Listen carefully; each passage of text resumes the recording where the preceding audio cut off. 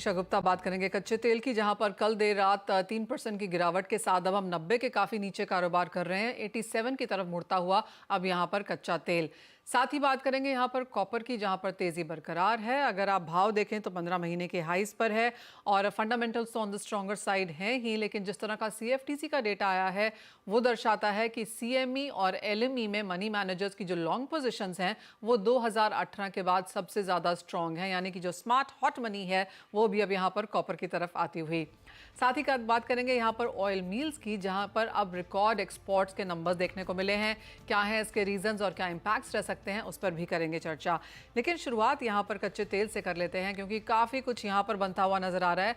हमारे साथ energy expert Narendra Taneja हैं, केडिया कमोडिटीज के अजय केडिया, और ब्रेक के बाद होंगे solvent extractor association of India के ईडी डॉक्टर बीवी Mehta.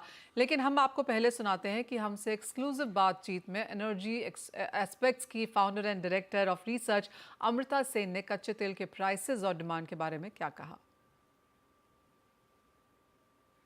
We've been calling for, and our price forecast was for $85 Brent for the full year, very much from the start of the year. In fact, late last year, when most people, I'm sure you talk to, have had $60, $70 price forecast view, and we're not changing that yet. We've been calling for a $90, $95 Brent in Q3 in the summer. It's come a little bit earlier. So yes, there's potentially a little bit of upside, but the annual average should still very much be, let's call it 80s, maybe it dips into the early 90s. Now, look, if the escalation were to get out of hand, could we see a triple digit print? Yes, we could, but that's not our base case. तो अमृता सेन का मानना है कि उन्होंने अपनी जो price forecast है वो 85 एज अ पाइवट पॉइंट रखी है, as a better base case. Prices और ऊपर जा सकते हैं, इस क्वार्टर में 95 के लेवल्स भी देखने को मिल सकते हैं। और अगर 100 तक की बात की जाए तो कोई बहुत बड़ी कोई चीज़ होने की ज़रूरत है जो वो नहीं मानते कि देखने को मिलेगा। हमारे साथ एनर्जी एक्सपर्ट नरेंद्र तनेजा जी हैं। नरेंद्र जी नमस्कार। और काफ़ी हद तक आपकी भी वही रेंज रही है 70 to 80। ऑफकोर्स प्राइसेस में एक रनअप ज़रूर देखने को मिला है, बाजार एक डेफिसिट के साथ काम कर रहा है, जियोपॉलिटिक्स अभी भी यहाँ पर है, रेड सी की चिंताएं भी बनी हुई हैं, लेकिन उसके बावजूद भी कोई बहुत ज़्यादा बड़ी तेज़ी कच्चे तेल में देखने को नहीं मिली है।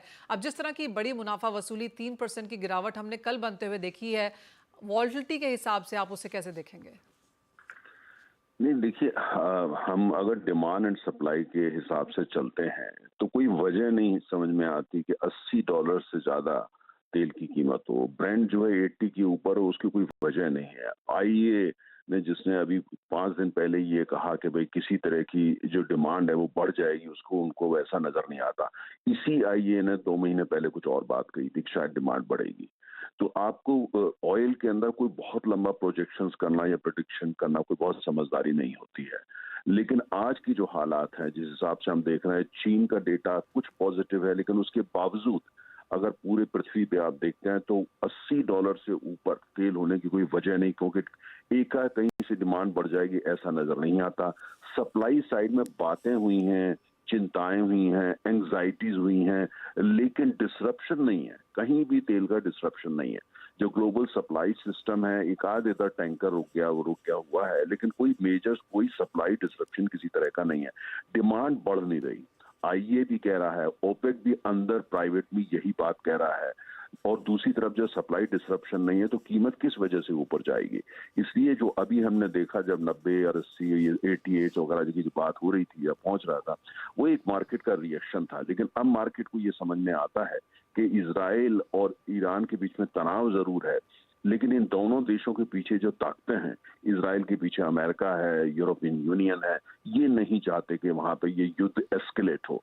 ईरान के पीछे की जो ताकतें हैं, ईरान और रशिया, चाइना और रशिया, ये दोनों नहीं चाहते, समझा रहे हैं ईरान को युद्ध को मत बढ़ाओ।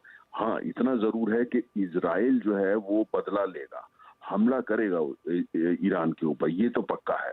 लेकिन क्या वो सीमित होगा, बहुत कैलकुलेटेड होगा, इस तरीके का होगा जहां वो अपना डोमेस्टिक ऑडियंस, अपनी पब्लिक को इजराइल समझा दे, देखो हमने बदला ले लिया, लेकिन कोई एस्केलेशन बड़ा वो नहीं होगा।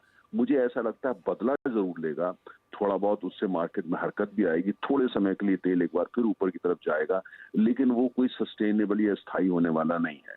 क्योंकि अमेरिका ने स्पष्ट कर दिया है कि अगर वो ऐसा काम करते हैं जिससे युद्ध एस्केलेट होता है तो हम तुम्हारा साथ नहीं देंगे, उसने इजराइल को बोल दिया। ब्रिटेन के प्रधान विदेश मंत्री अभी इजराइल, उन्होंने भी बोला है।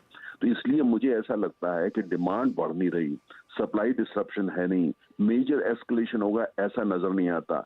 तो इसलिए कीमत जो है वापस $80 की तरफ जाएगी कि जो $80 पर बैरल है उसमें ओपेक भी खुश है, नॉन ओपेक प्रोड्यूसर भी खुश है और जो बड़े आयातक भारत जैसे देश हैं उनको भी कोई बहुत बड़ी शिकायत नहीं है। तो एक ऐसा स्पॉट है, कुछ लोग उसको स्वीट स्पॉट बोलते हैं, वगैरह वगैरह नाम से बुलाते हैं।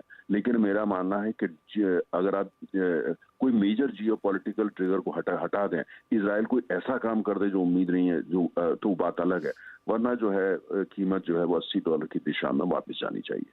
नरेंद्र जी, तो एक हाई केस सिनारियो आप कैसे देखते हैं, क्योंकि 95 97 काफ़ी लोगों को लगता है, काफ़ी बैंक्स ब्रोकरेजेस को लगता है कि हम इस क्वार्टर या अगले क्वार्टर देख पाएंगे।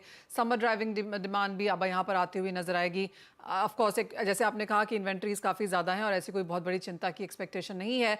तो एक बेस्ट केस सिनारियो ऊपर में और एक बेस्ट केस सिनारियो नीचे की तरफ अब क्या बनता हुआ नजर आएगा?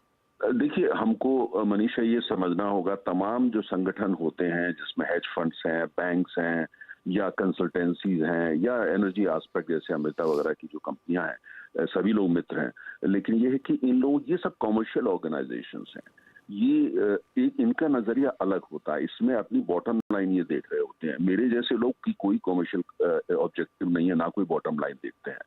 जो जो इंडिपेंडेंट एनालिस्ट हैं, जिनका कोई वेस्टेड इंटरेस्ट नहीं होता, उनमें से ज्यादातर लोगों का मानना है कि लंबा प्रोजेक्शन करना मुश्किल है और ऐसा कोई वजह समझ में नहीं आ रही है कि कीमत $100 पे पहुंच जाए या 95 पे पहुंच जाए। एकाएक डिमांड कहां से बढ़ जाएगी?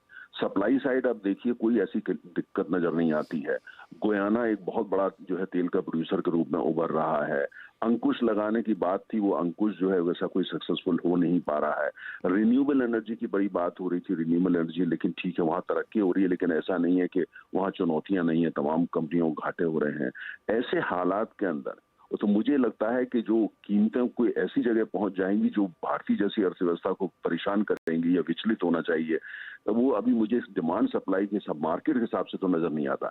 जियोपॉलिटिकल ट्रिगर कि यूक्रेन युद्ध जो है वो बेकाबू हो जाए या हमास का जो वो बेकाबू हो जाए या इजराइल वो बेकाबू, ऐसा नजर नहीं आता। उसका मुख्य कारण यह है कि आज भी सब के बावजूद अमेरिका की बहुत चलती है तेल की दुनिया में। दुनिया भर का सारा ट्रेड अभी भी अमेरिकी करेंसी डॉलर में होता है। अमेरिका में राष्ट्रपति पद के चुनाव है। अमेरिका ईरान को तो नहीं रोक सकता, चीन को तो नहीं रोक सकता, लेकिन इजराइल पर दबदबा रखता है, सऊदी अरब जैसे देशों पर दबदबा रखता है। तो वहां जब तक चुनाव नहीं होते, और चुनाव जो वहां पे अभी उसमें समय है, तो तेल को वो नहीं चाहेंगे कि तेल वो 95 या 100 पहुंच जाए, उसको नहीं पहुंचने देंगे। अमेरिका में अभी इतनी ताकत है। और दूसरी बात ये हमें देखना चाहिए कि डिमांड एकाएक कहीं से बढ़ जाएगी, वो भी नजर नहीं आता। तो मार्केट जो है अमेरिका को सपोर्ट करेंगी और अमेरिका खुद नहीं चाहता तेल की कीमत ज्यादा हो, क्योंकि कीमत अगर तेल महंगा होता है तो बाइडेन साहब चुनाव हारते हैं, ये तय है। तो इसलिए जो है अमेरिका का दबदबा, डिमांड की तरफ से कोई बढ़ोतरी नहीं, सप्लाई में फिलहाल कोई डिस्ट्रप्शन नहीं। अब जियो पॉलिटिक्स में कल क्या हो जाए, अगर ईरान जो है वो रेड सी पे अटैक कर देता है कहीं पे या सुएज कैनाल पे कर देता है, वो डिस्ट्रप्शन, तो वो या हॉर्मुज को बंद कर देता है स्टेट ऑफ, वो एक अलग कहानी होगी। लेकिन अगर ऐसा कुछ नहीं होता है, जो लिमिटेड ऑपरेशन ही करता है इजराइल ईरान के खिलाफ और उसका जवाब भी लिमिटेड होता है, तो मुझे लगता है कोई परेशानी की बात नहीं है। ओके, यानी कि $80 एक ऐसा लेवल है जो प्रोड्यूसर एंड कंज्यूमर कंट्रीज दोनों के लिए बेहतरीन है। और जैसे आपने सही कहा कि एज ऑफ नाउ कोई कच्चे तेल की यहाँ पर डिस्ट्रप्शन नहीं है, कोई सिग्निफिकेंट डिमांड इंक्रीज नहीं है और एज ऑफ नाउ माना यही जा रहा है कि इस रेंज में यहाँ पर कच्चा तेल कारोबार कर सकता है। नरेंद्र जी, बहुत शुक्रिया साथ देने के लिए और उन सब चीज़ों पर डिस्कस भी करने के लिए। अजय, भारतीय बाजारों में किस तरह की मुँह आप आता हुआ देखते हैं? 3% की गिरावट हमने ऑलरेडी उसका एक मिरर इम्पैक्ट भारतीय बाजारों में बनता हुआ देखा ही है। अब यहाँ से क्या करने की राय? Very good morning Manisha ji. Definitely अगर हम देखें तो आज काफी ज्यादा जियोपॉलिटिकल इंपॉर्टेंट है, जिस से नरेंद्र तनेजा जी ने भी कहा कि अभी एज ऑफ नाउ कोई भी चीज बोलना मुश्किल है। कि कल के सेशन में हमने देखा इन्वेंट्री बिल्डअप की वजह से मार्केट में एक फॉल आया, लेकिन आज या कल के अंदर ईरान इजराइल यहाँ से कोई भी अगर पॉइंट आता है तो डेफिनेटली प्राइजेस को एक शूटअप भी मिल जाता है। टाइमिंग जिस ढंग से ब्रेंट ने 90 के नीचे ट्रेड किया है, तो मुझे लगता है टेक्निकली 86-8650 का एक टेम्पररी पुल बैक दिखा सकता है एक नई तेजी से पहले। वहीं डोमेस्टिक मार्केट में भी 7000 का लेवल काफी समय से नहीं तोड़ रहा था, और इसकी टूटने की वजह से मुझे लगता है कि ये करीबन 6850 तक का एक पुल बैक दिखा सकता है। तो टेम्पररी पुल बैक है 6850 तक का, तो आज बिकवाली करके चल सकते हैं, बट ध्यान रखिए 6850 के करीब आने पे वापस एक बाइंग अपॉर्चुनिटी बनती है। डिमांड कंसर्न थोड़े बहुत दिखाई देने लग जाएंगे, लेकिन जियोपॉलिटिकल टेंशन हावी ज्यादा होते हुए दिखाई देगी आने वाले दिनों में। तो ये तो बात हुई कच्चे तेल की, जहां पर हेडलाइंस बनती हुई नजर आई हैं, लेकिन साथ ही साथ अजय, अगर मेटल्स में हम यहां पर देखें तो गेन्स